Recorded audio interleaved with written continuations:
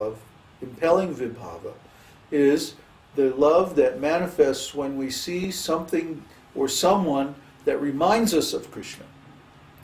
And that basic ecstatic love, basic vibhava, is that love that manifests when we see Krishna himself. So then, this next section is describing all of the causes or vibhavas of basic ecstatic love. See, that might not be it might not be perfectly clear from the text itself. We have to do a little analysis to come to that conclusion. But that's what we're doing here. We're reading between the lines of the scripture, and we're trying to understand why is this particular topic given in this particular order. Because Śrīla Rūpa Gosvāmī is describing basic vibhava, basic ecstatic love, which is a response, the response of the jiva upon perceiving the wonderful transcendental qualities of the Lord. So that's why he goes into the whole description. There are 64 qualities, and then 50 of them are shared with the living entities, and these other 14 are specific to the Lord, and 10 of them are found in other expansions of the Lord, but 4 of them are only found in Krishna, and that's why Krishna is the supreme personality of Godhead, and not just the personality of Godhead. You see? That's the difference. The jivas, including the demigods, can have up to the first 50 qualities. Then the next 10 are only found in the personalities of Godhead, like Narayan, Vishnu, and so on. But the final 4 qualities are only found in Krishna. And those 4 qualities are... Next.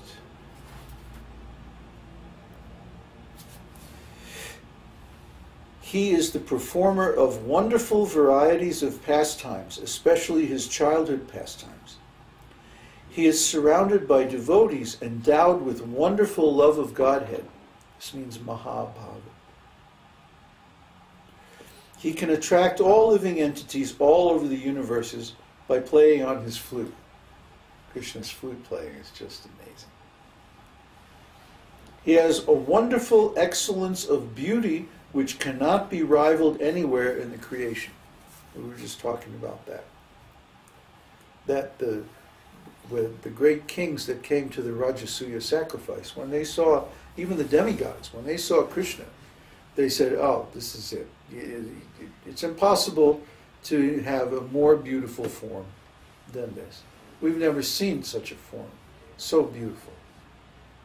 This Krishna, he's so exquisite that words fail.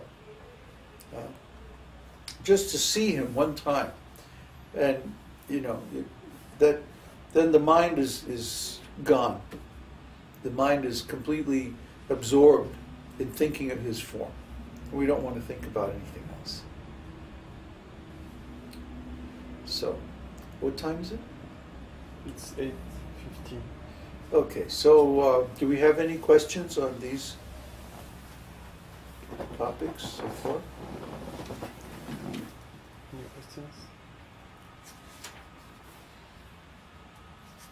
I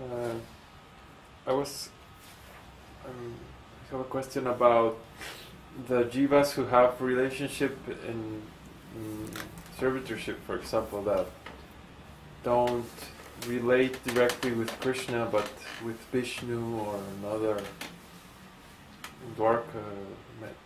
I don't know. Where's Vishnu? Where is Vishnu? In the Vaikuntha. Vaikunthas, yes, Yeah. the Vaikunthas. That they don't have any relationship or any, I don't think if they have any experience of these 4 qualities of Krishna, the flute playing and like that. No, we don't. So at the same time, that doesn't make that love or that relationship incomplete, does it? No. It seems like it's lacking. Well, from our perspective, it may be lacking because we're devoted to Krishna. But from their perspective, it's complete because the flavor or the particular mood of love that those jivas are attracted to is found in its completion in the Vaikunthas. Okay?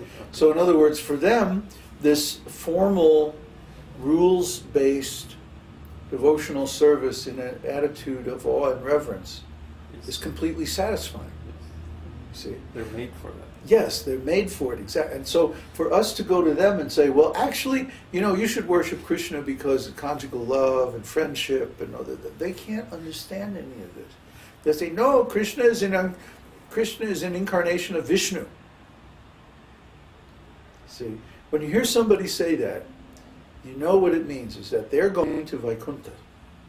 Okay. They can't go to Goloka because they cannot understand that Krishna has these 4 transcendental qualities not found even in Vishnu, not found even in Narayan. See, not even found in Rama. In fact, those 4 qualities are not even found in Dwarka. They're only found in Goloka Vrindavan. Okay. And in the case of Lord Balaram, that he has his own pastimes and like that, still that would be without those 4.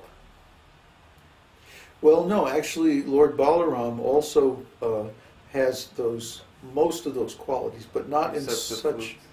Well, he can also play the flute. But usually he doesn't. He'll only do that when he's not in Krishna's presence. Yes. See, Balaram has his own, like it's just funny. Yeah, it's like a funny space, But Balaram has his own devotees, his own cowherd boyfriends, his own gopis, everything. So it's like, there's Krishna gopis and there's Balaram gopis, and it's technical. It's technically, it's far out. Yeah, it's esoteric. What can I say? But anyway, those devotees are specifically attracted to Balaram's qualities, which are very similar to Krishna's. So, after all, he's Krishna's elder brother. So then Krishna, he has this wonderful quality of attracting everyone's love. The paintings that you see of Krishna don't really do him justice. Krishna, he's got this attitude. It's hard to. He's so cute. He's always like flirting, and you see Krishna like standing there with the flute, like he's all bored and stiff or something. That's just because the painter is completely bored. Yeah, maybe the painter's like that. But Krishna's first of all, he's always moving, he's always dancing, he's always in motion, and he's always got an attitude. He's like, hey. He's doing many things at the same time. Constantly, yeah. He's engaged in all these activities simultaneously and relating with all these different devotees simultaneously. And each one of those devotees thinks that I have a special relationship with Krishna. And Krishna makes him think like that. That only I understand Krishna, really. Rasa Raj. They all, Rasa Raj. He's the king of rasa. He can somehow, he can relate to all these different devotees at the same time, and they all think, I have the most special relationship with Krishna. Yeah, it's just amazing. It's just mind-blowing. And also, each pose, what he presents is also a different mood, right? That's right. Yeah. It's the same. Well, see, now we're going to get into this when we go to India. We're going to get lessons in the classical dance, right? We'll have to find somebody who's a little open-minded, so we can kind of jazz it up a little bit. I am incapable of learning anything without jazzing it up. So we'll find somebody who can teach us the language of movement. I've only seen Oh, that it's huge. in women. Let me tell you. Oh no, it's yeah. You go when you go to India. One of the things that you'll find is that there is a very elaborate body language, which I have never seen in any other culture. You can almost do anything without even speaking, just by body language. It's been too long. I haven't been in India, and I forget a lot of Not it. like signs or what? Huh? It's like signs? No, it's not sign language. It's how can I explain? Yeah, it's just a way. It's just like a way of moving. It's hard to explain, but it's like Well, we have a little of those things. after being in India, yeah, we already have.